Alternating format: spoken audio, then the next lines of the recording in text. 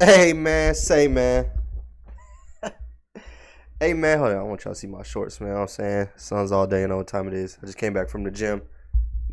Welcome back to the channel. Turn My City Up podcast. We got a lot to talk about. The off season is, or should I say, free agency is underway. I wanted to give a little time to see, some of the moves, see what's going on. Before I even get into Suns, I want to say the teams so far that I really like the moves that they're making outside of my Suns, because I'm gonna get to my Suns in a second. I like the Lakers moves. To me though, obviously I always say, I've been saying this to them, for the Lakers it's still gonna come down to Anthony Davis being that guy. Like, it is what it is. Like, the players around him could be better, obviously. They can upgrade those areas, but at the end of the day, it is about your stars. It's gonna be about him. He has to be the best player on the court. It can't be LeBron at his age. Love the Gabe Vincent pickup. Love the Cam Reddish.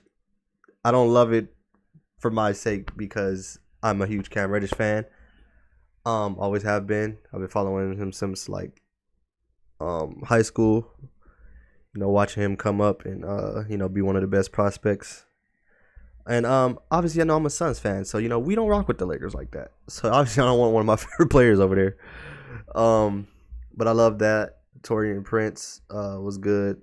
But yeah, with them, like I said, at the end of the day, it's still gonna come down to Anthony Davis. I semi like what Houston's doing. I feel like Houston is just throwing. I feel like they're throwing a lot of money around. They gave a good contract to Jock Landale. Shout out to Jock getting his bread. Gave a nice contract to Dylan Brooks. Nice contract to Fred VanVleet. That's a lot of money already right there with those guys. I think they got Jeff Green on a cool little deal. That's cool though, because like I said, all those names, those are, Jock is a younger player too, but it's like those are more like vet guys that go over there, been in the playoffs, know how to win games and all that. The Houston's obviously going to be trying to win games next year. They got Ime over there, Udoka. They'll be better.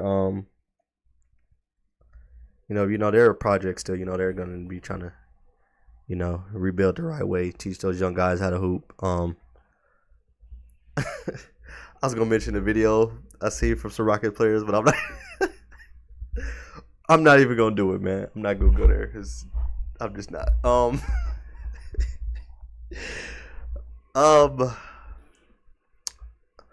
Dallas, obviously they had to get Kyrie back because you obviously they just can't lose him. Fault, my phone should be on silent. They can't just lose Kyrie. I like what they got back.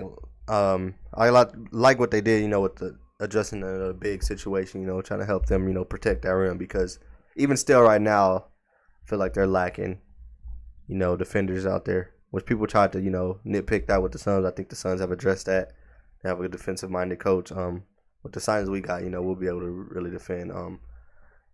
Like I said, Dallas. I'm hearing Dallas is pretty much gonna,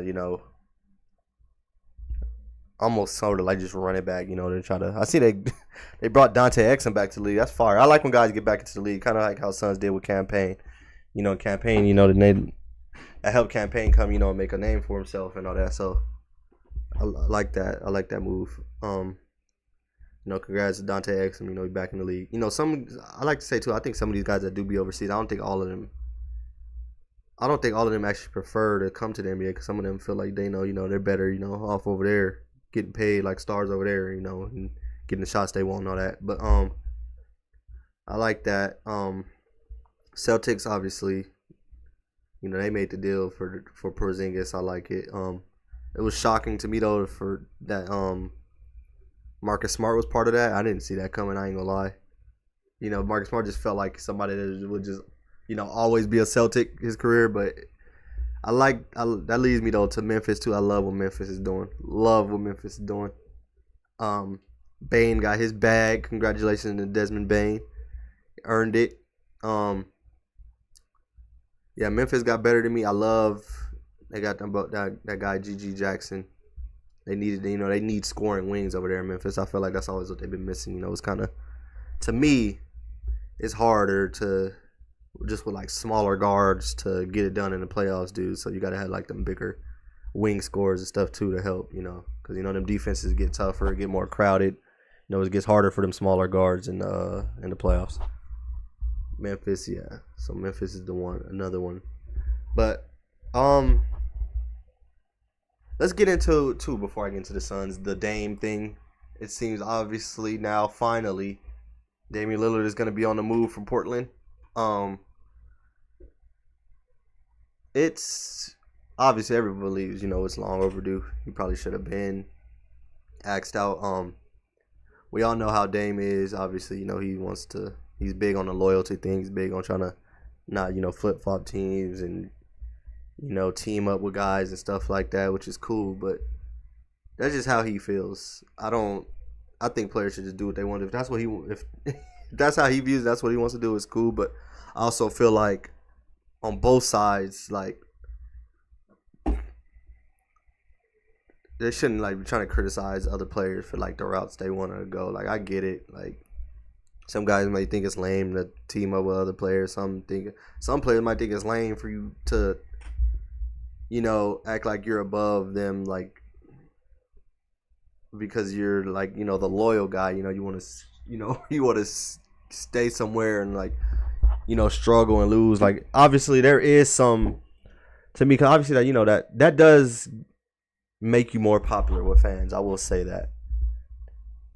Fans do like that. Obviously, that's a big reason why the Suns fans love Book so much, because Book was here when we was getting destroyed for them years.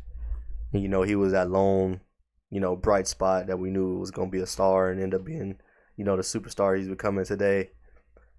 Fans appreciate it, whatever, but fans also got to look at it from the other side, though. Guys want to win.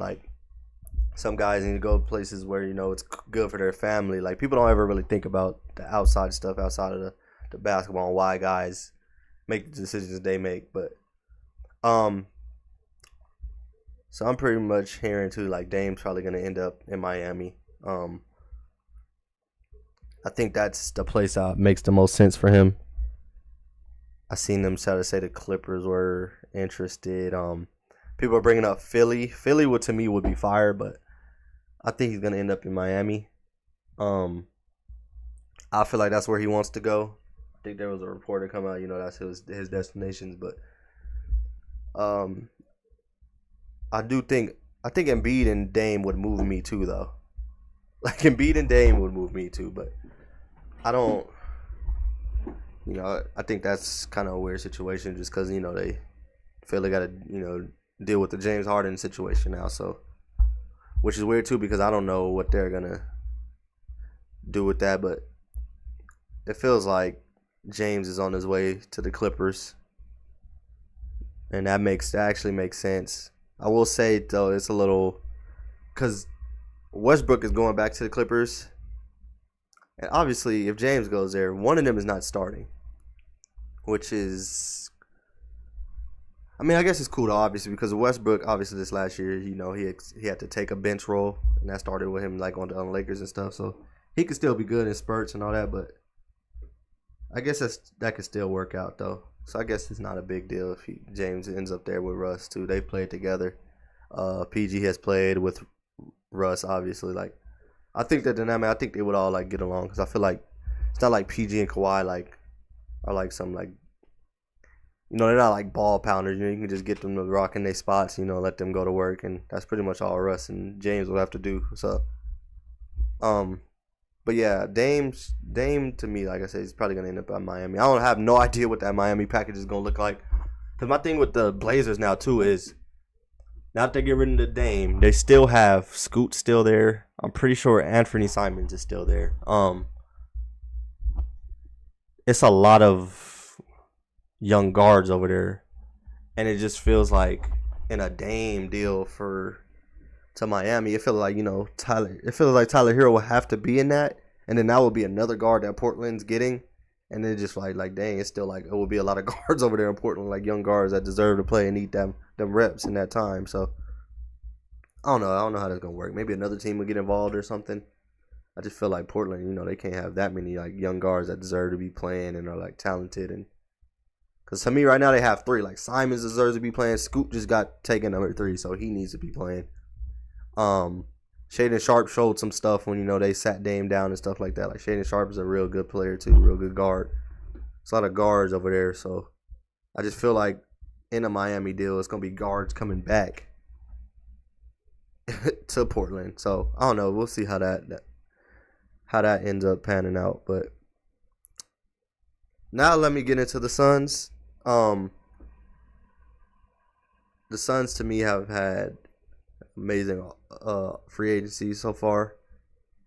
I will just first off say my favorite signing already, obviously, is Yuta. You guys know we all been, a lot of the Suns fans want Yuta. A lot of the KD fans that came over, that joined the fan base, they obviously loved Yuta in Brooklyn. It's all guys are gonna always love wings like that with that size that can shoot the ball like Yuta can. Use his length on defense. It just that spacing and that shooting was needed so bad in the playoffs for Book and KD, and it just wasn't there. Now so far, it's there. The Suns so far, Keita Bates, Diop, Drew Eubanks, Chimezie Metu, Eric Gordon, Yuta. Like, these are all good role players, really good role players. Like, they can do their job. My favorite thing so far is it's like the size that they have now. Like, we have guys that can guard and hit jumpers. Even Eubanks could hit an open 3. Like, that's huge. But like I said, the Suns just got bigger. Like, all these guys are like 6. Like, Yuta, Keita Bates, Diop, Metu. Like, all these dudes are like over 6'8" and like 7-foot wingspans. Like, that's what we need. We've been needed the size, to help us rebound, help us defend. Vogel's gonna love that in his system. The Eric Gordon news dropped today, and that was so far. People have been saying too, like, so far with all the signings we had up until then, like, we was missing, maybe another guard, another creator, and go get his own bucket, somebody that can come off the bench and have one of them, give you that 12, 18 night. And the Eric Gordon signing was huge. I didn't see that coming because Eric Gordon, they've said, Eric Gordon could have went somewhere and got more money, but he chose to come here and, compete, and take less. Guys, you will always find those guys that want to come compete and try to get them that ring, and, they'll take less to come play in a good situation with superstars. And, we got Aaron Gordon, that's fire. I know this is going to kick up now more people, asking and on the TL if DA is getting traded. I'm going to go ahead and still say no. I highly doubt it from what I'm hearing. Like I've been told you, I just don't make any sense. It's not, whatever trade we would do, it's probably not going to make our selling any higher. Like I said last pod, it don't make any sense. Like I said, the center is like the running back of the NFL. Like, no team should be trying to give up nothing crazy really to get a center that's on a pretty much a max deal like DA. It just doesn't make any sense. So why would a team do that for us? And why would a team give us anything like really good to try to help us already when we're already quote unquote a super team? I don't really care about the term called super team or not. I really don't care, dude. I just want to win. I don't care about none of the pressure that comes with it. It's always going to be pressure to win. I don't care about none of that. I just want to win. I want my city to get their first championship. That's all I really care about. We got let's throw some of these up here just because he's probably now outside of Yuta. This is probably like my favorite move so far. So let's just look at the guy that's on his way. A little what he can bring. My thing is, I would say my favorite thing, obviously, he can get into the lane, he can make plays. It's just really how far he stretches the defense. Like, Eric Gordon be shooting like 40-footers, bro. Like, and he makes them, so teams actually got to respect him and go out there. Like, look at that. You see, like, teams are going to be trying to do what they just did on that play. Send help on the star. Like, they send help on Paul George right there. He makes a pass. And if you're leaving Eric Gordon open, bro, like that, like, teams are going to be trying to do this to KD, Book, Bill. Like, we have shooters around there. Like, it's going to be tough to guard us, bro. It's going to be hell. Like, you see another team right there, trapped. Like, they're trapped. Look where he's shooting from. Like, the spacing that our 3 stars about to have is insane, bro. it's insane. Like it's gonna get spooky for these defenses trying to guard us, bro. And then I feel like I said on the flip side on the other end, like we have guys that are capable, really capable of defending. We got length. We're gonna have size at the rim. We're gonna have size all the time. Cause like I said, we got dudes too that block shots. Like Kata Bates block shots, Metu can block shots, Eubanks, and Da. Even though he's not known as a great shot blocker, Da when he's locked in, we've seen him be great at defending the rim. Even if defending the rim is more than just block shots too, by the way. So it's just gonna be hard to finish over us. The length, Yuta competes on that end. Like the spacing we're about to have is insane, bro. That's really what I'm excited. I'll say the spacing and just the defensive versatility. I forgot to mention KD, one of the best shot blockers in the league, dude. Like we're just like a long team, and then like we didn't got like super athletic, way more athletic than we've been in the past. Like athleticism is something that's been missing badly with this team. Rim pressure is something that was missing, badly with this team. Like, dude, Eric Gordon, look at it. He's still at his age, can still get to the rim. Book can get to the rim. Bradley Beal gets to the rim at a high rate and finishes at a high rate. Him and Book, like, dude, all those things I've been asking for, the Suns been missing. Like, we got 3 guards that can do that now.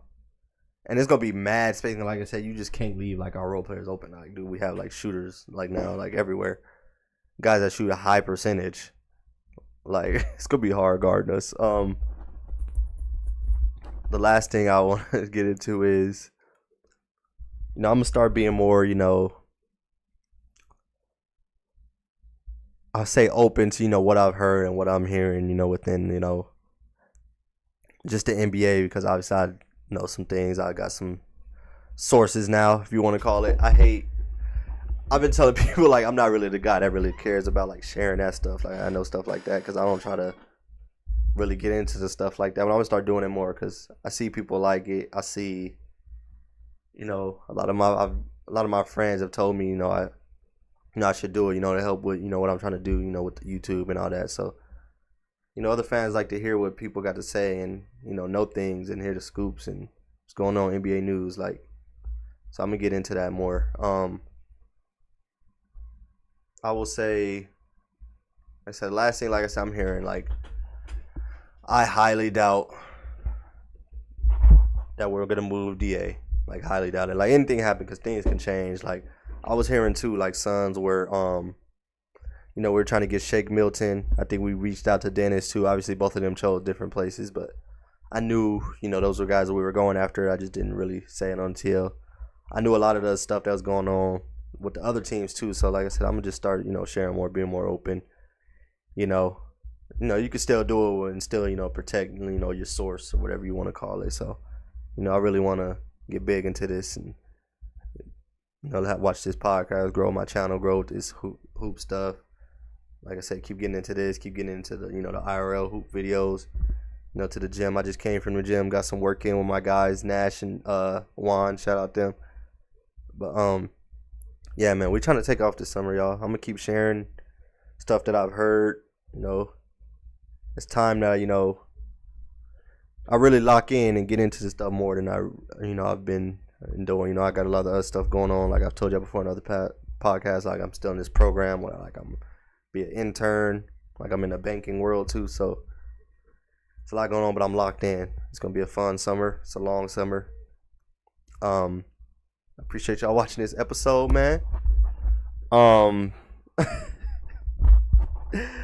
Like I was saying, I'm not